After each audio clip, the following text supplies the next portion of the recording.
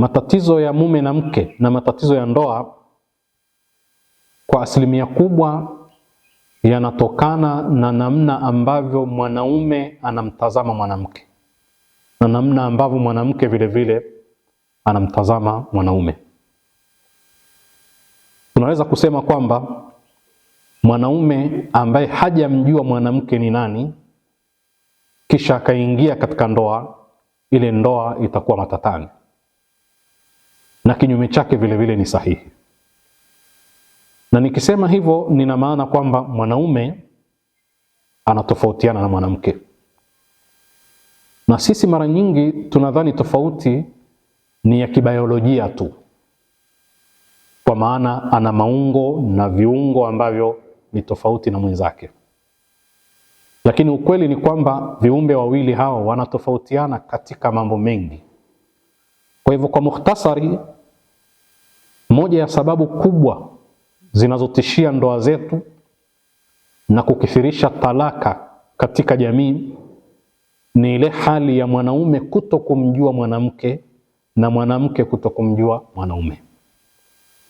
Kwa sababu kuna tofauti hizo physically, biologically, yani kibiolojia. Ukimtizama mwanaume na mwanamke ni tofauti, kifua chake, mara nyingine sauti yake, mara nyingine hata namna ya kutembea na maungo mengine ambayo tunayajua. Lakini kisaikolojia pia, kinafsia, mwanaume na mwanamke ni tofauti. Zaidi ya hapo, kijamii, kisosiolojia, mwanaume na mwanamke wako tofauti. Wama khalaqa adh-dhakara wal untha inna sa'yakum la shatta, wako tofauti. Namna anavyofanya maingiliano na uhusiano na wanaomzunguka mwanamke ni tofauti na namna anavyofanya mwanaume. Sasa kama hujamjua mwenzako sawa sawa, mwanamke anaweza kumtreat mwanaume kama mwanamke mwenzake, na mwanaume anaweza kumtreat mwanamke kama mwanaume mwenzake.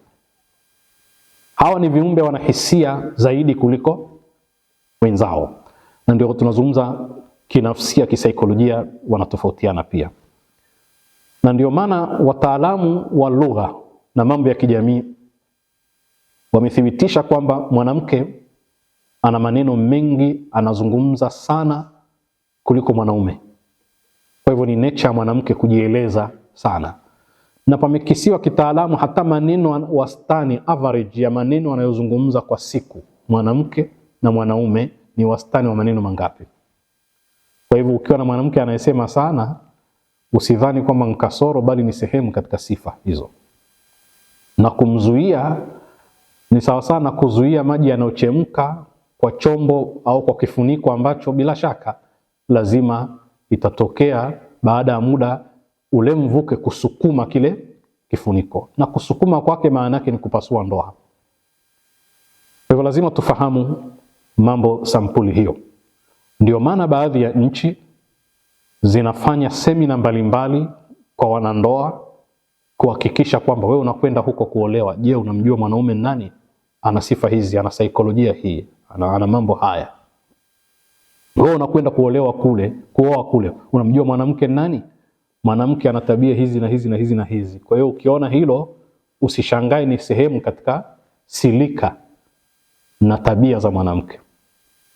Hivi ni vitu vya msingi sana. Mbali na kuwa mwanamke ndani ya mwezi anapitiwa na vipindi vinavyobadilisha behavior zake, hormones zina change. Akikaribia siku zake, akiwa ndani ya siku zake, na baada tu ya kumaliza siku zake, hormones zake zinabadilika sana, na zile hormones zake zina influence behavior, zinashawishi tabia fulani fulani, anabadilika kitabia vile vile. Furaha inakuwa imezidi, au anakuwa na hasira, anatafuta uchokozi wa hapa na pale. Sasa haya mambo unayajua, huyajui, ukiingia utamuona kama amebadilika. Kwa hivyo kuna sampuli ya vitu kama hivyo. Mbali na mwanaume ambaye na yeye pia na tabia zake, mwanamke anatakiwa azifahamu.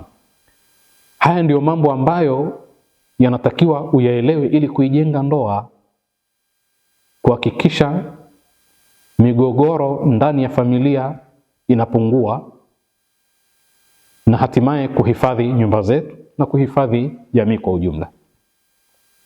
Kwa mfano, mwanamke akinyonyesha anakuwa na tabia fulani. Wakati ananyonya mtoto, kuna hormones zinazozaliwa za happiness, za furaha, kujenga uhusiano baina ya mama na mtoto. Lakini yeye katika suala zima la haki ya mume, ile ya kijinsia, anakuwa na tabia tofauti.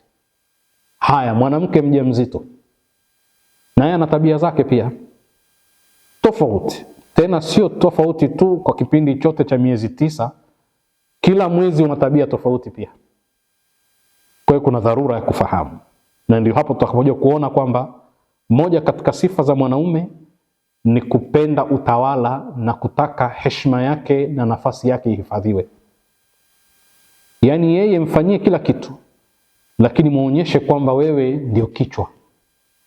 Lile tayari linamfanya mwanaume awe mpole kwa mke na aidumishe ndoa. Ukitishia mamlaka yake tu, eti kwa sababu hajakupa mahitajio inavyotakiwa, au kuna ombi la jambo umeomba hajakutimizia, utaona kwamba yeye atakwenda beyond ya hapo, kwa sababu anaona kwamba sasa hakuna ndoa kwa sababu mamlaka yake yako hatarini. Hii ni mifano naitoa tu, lakini katika safari yetu ya kuelewa ni mambo gani muhimu sana mke ayafanye kwa mume ili kuishikilia ndoa yake na mapenzi yake yasiweze kumponyoka, yaendelee kuwepo na hatimaye ile ndoa idumu. Katika vitabu mbalimbali yameandikwa mengi, wanasaikolojia wamesema mengi, hadithi ziko nyingi, aya za Qur'ani tunazifahamu.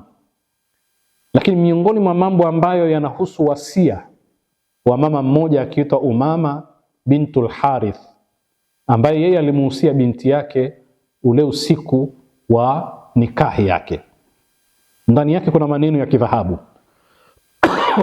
na bila shaka maneno hayo hayako kinyume na mafunzo ya Qur'an wala mafunzo ya Mtume, na mimi nitayazungumza randomly, yani bila mtiririko, kwa kutizama haja kadri ambayo tunahitajia.